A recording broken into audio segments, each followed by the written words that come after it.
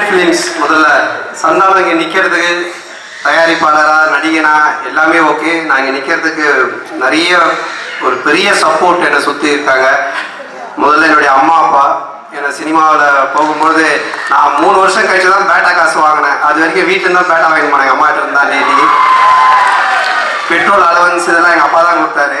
ஏன்னா எல்லாரும் சினிமாவில் வாங்கிட்டு வரணும், நீ மட்டும் நான் வீட்டில் வாங்கிட்டு போனாங்க, நான் நடிகனாக தான்ப்பா தருவாங்க அப்படின்னு.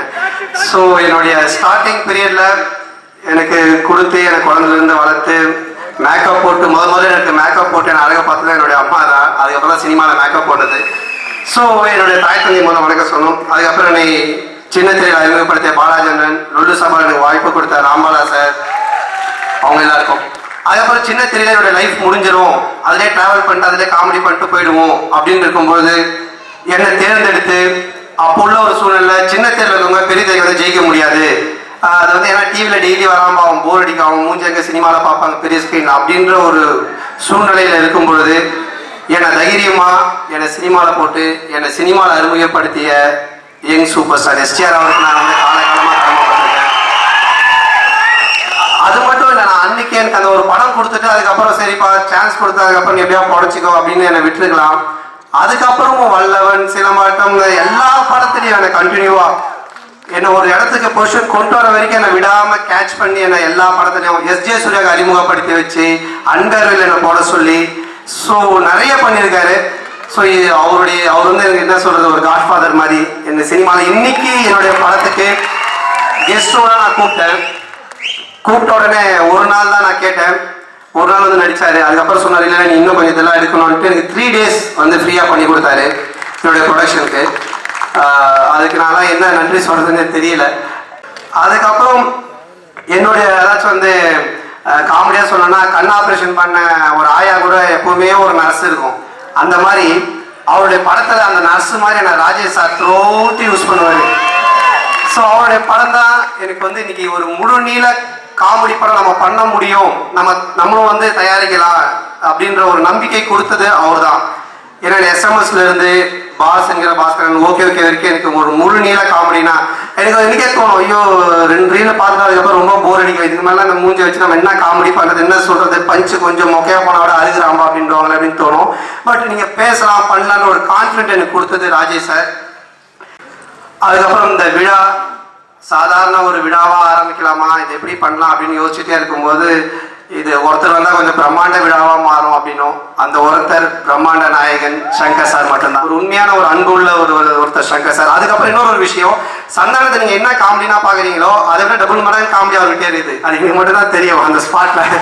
பட் பார்க்கும்போது ரொம்ப சீரியஸாக அப்படியே வந்துட்டு ஜென்ரலாக பேசிட்டு போயிடாரு. பயங்கர காமெடி உள்ளவர், பயங்கர கலாச்சாரமானவர். இல்லாட்டி நான் பவர் ஸ்டார் புக் பண்ணும்போது அவரும் யூக்கெல்லாம் புக் பண்ணாருன்னா பாருங்க, கலாச்சாரத்துக்கு மேல ஒரு உதாரணமே வேணாம். நான் தேடிட்டு இருக்கிற பொக்கிஷத்தையே அவரும் தேடுறாரு, எங்க இந்த பொக்கிஷம். ஸோ அதுக்கப்புறம் கண்ணால் நடித்தின் ஆசையா இந்த படம் வந்துட்டு ஃபர்ஸ்ட் ராமநாதன் சார் வந்துட்டு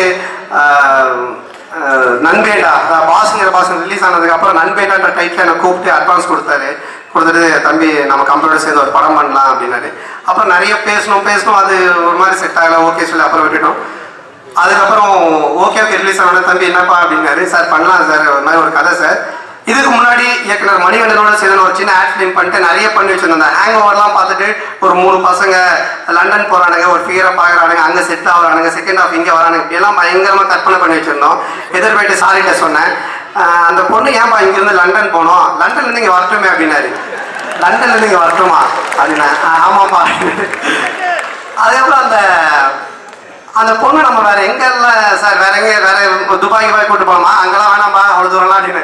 சார் நீங்க என்ன சார் அந்த பொண்ணோட அப்பா மாதிரி ஹீரோயின் அப்பா மாதிரியே பேசிட்டு இருக்கிறீங்களே அப்படின்னு. அப்புறம் சொன்னாரு, நீ அந்த பொண்ணு எங்க வேணாலும் போ, நீ என்ன வேணாலும் படம் பண்ணு, நீ உன் பேனர்ல பண்ணு அப்படின்னாரு.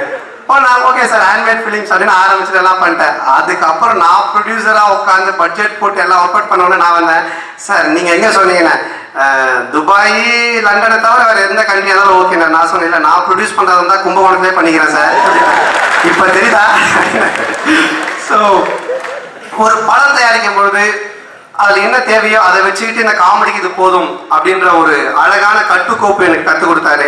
அதான் நான் சொன்னேன், இந்த ட்ரெய்லரில் வந்துட்டு கூட இருக்க ஃப்ரெண்ட்ஸில் ராமசாமியோட பட்ஜெட்டில் செலவு பண்ணுறோன்னே என்கிட்ட சொல்கிறார், ஏன்பா இது பட்ஜெட் தாண்டி போயிடுச்சப்பா.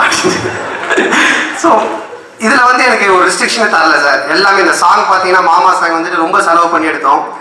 அதுவும் இல்லாமல் இந்த படத்தினுடைய கேமராமேன் சார் பாலு சார் கூவ நதி எங்களுக்கு வந்து ஷூட் பண்ணி கொடுங்க சார், ஒரு ஷார்ட் வேணும் அப்படின்னு ஷூட் பண்ணி முடிச்சுட்டு அப்புறம் எடுத்து நாங்கள் போட்டு பார்த்தா அது லண்டன் தேம்ஸ் நதி மாதிரி இருக்குது. லைட்டிங்லாம் பண்ணி வேறு மாதிரி காட்டுறாரு சார். எங்களுக்கு கூவம் எங்க சார்? நான் அதான் சார் எல்லாம் லைட்டிங்லாம் பண்ணி எல்லாம் பண்ணிட்டேன் சார். ஸோ அப்படி ஒரு பியூட்டிஃபுல்லான கேமராமேன். அப்புறம் இந்த படத்துல பாடல் எழுதிய வாலி சார், விவேகா சார், அப்புறம் கானா பாலனி எல்லாருக்குமே நன்றி சொன்னோம். ஏன்னா ரொம்ப அதை உள்வாங்கி ரொம்ப அற்புதமாக பண்ணாங்க. அந்த பொண்ணுக்கு நாங்கள் சொன்னோம் 3 பேர் சேர்ந்து அந்த பொண்ணு ட்ரை பண்ணுறோம். வாலி சார் அப்பவே சொல்லிட்டாரு, ஆசைப்படி எவன்டா வச்சுப்பான், வாசப்படியில் எவன்டா பிச்சுப்பான், என் எலி பொறியில் எவன்டா சிக்கிப்பாங்க. நான் உழுந்து சிரிச்சேன் சார், நான் இதெல்லாம் நீங்கள் கேட்குறீங்க தெரியும் எனக்கு போகலாம் அப்படின்ட்டாரு. சரி ஓகே சார் அப்படின்ட்டேன். அதுக்கப்புறம் இந்த விழாவின் நாயகன், இந்த விழாவுடைய முக்கிய பர்சன் தமன், அவர் பயங்கர பிஸி. அவருடைய ஸ்டூடியோக்கு போனால் தெரியும். கண்ணா லட்டு தின்ன ஆசை அது போட்டு இருந்தாரு. திடீர்னு அப்படியே கேட்டு இருந்தேன், ஏன் டே தோ டே மா டே தக்க டக்கட்டோமா அப்படின்ச்சு. சார் இது என்ன சார்? ஓ சாரி பா, தெலுங்கு ஜூனியர் என்டிஆர் போடுறது மிக்ஸ் ஆயிடுச்சு அப்படின்னாரு. திடீர்னு பார்த்தா ஏத்தோனா தொகோமா அப்படின்னு என்ன கன்னட பாட்டு ஓடிட்டு ஒரு சைடு. சார் என்ன சார்? ஏன்னா கன்னடம் தெலுங்கு எல்லாத்துலேயும் பிஸி, ஆனால் பாட்டு கதை இதுதான் சார் அப்படின்னு சொல்லிட்டோம். மொத்தம் 4 சாங்கு பின்னி கொடுத்துருக்காரு. பிச்சு வதறிட்டாருன்னு சொல்லலாம். சூப்பராக வந்திருக்கு. உண்மையிலே ரொம்ப சந்தோஷமா இருக்கு. தமன் சார் அவருக்கு ரொம்ப நன்றி. அதுக்கப்புறம் இந்த படத்தினுடைய ஹீரோ சேது.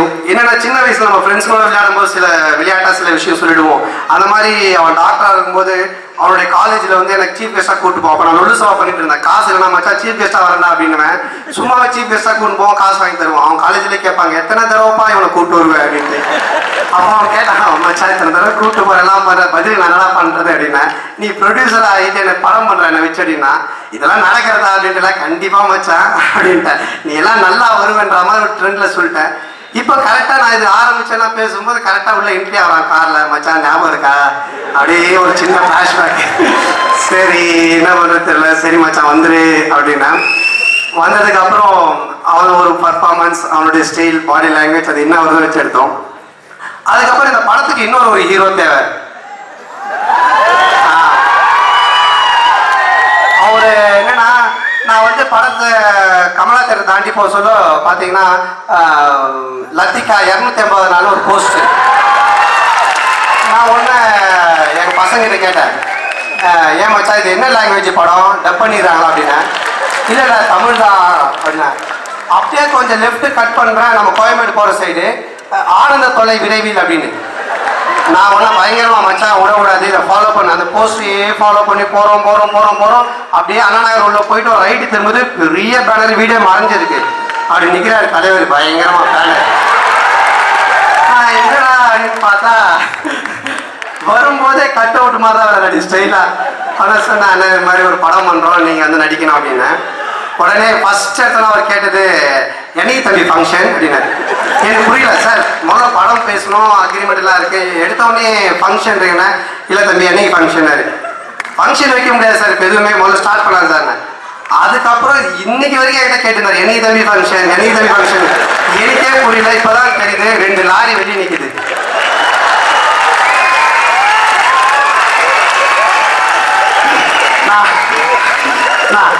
நான் அடிச்சதே 500 இன்விடேஷன் தான், 5000 கேட்கிறாரு. 5000 கூட தாண்டி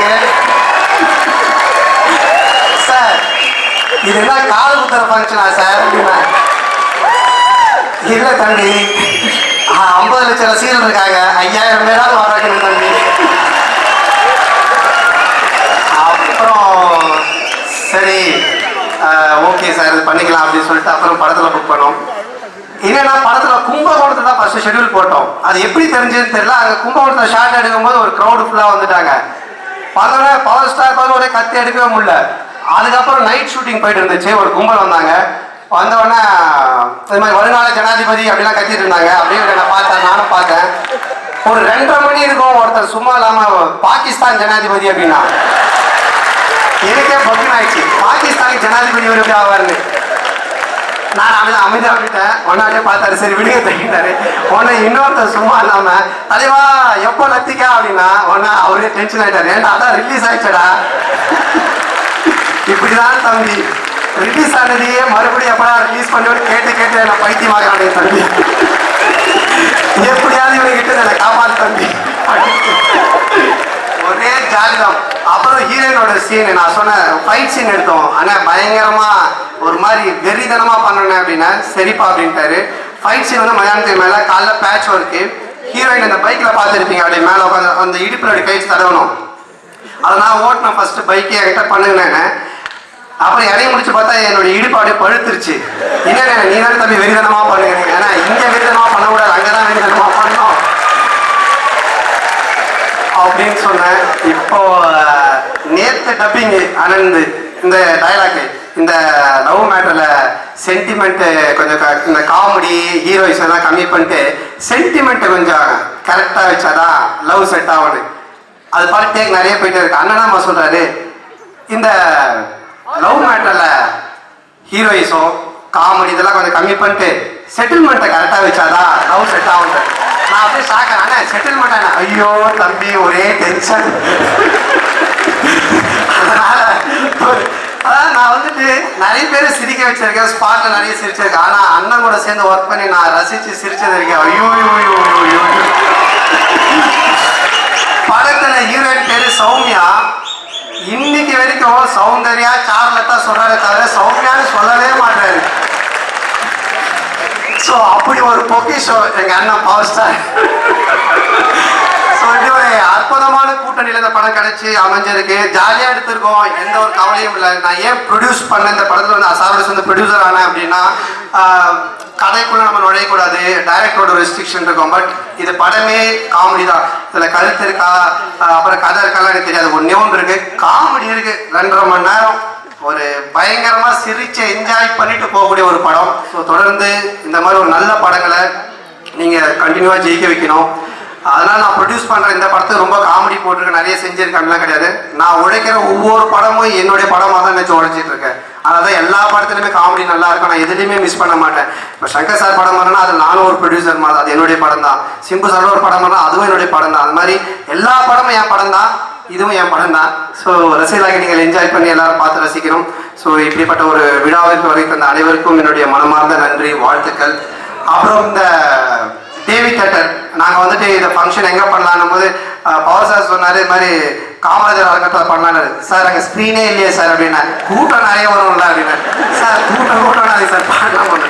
ஸோ அப்படி நான் தெரிவித்த சூழ்நிலையில் என்னுடைய சிம்பு சார் எனக்கு வாய்ப்பு கொடுத்து மன்மதன் ஃபர்ஸ்ட் நான் பார்த்து கிளாப்ஸ் அடித்து என்னுடைய முதல் என்ட்ரிக்கே கிளாப்ஸ் இந்த தேட்டர் தேவி தேட்டர். என்னுடைய ஆடியன்ஸ், என்னை ரசிக்கக்கூடிய மக்கள் எல்லாருமே இங்கே சுற்றுவட்டாரம் அதிகமாக இருக்காங்க. என்னோட ரசிகர்கள் ஆரம்பத்துலேருந்து இருக்கிற பிரபா எல்லாருமே புளியந்தோப்பு இந்த சைடாக இருக்காங்க.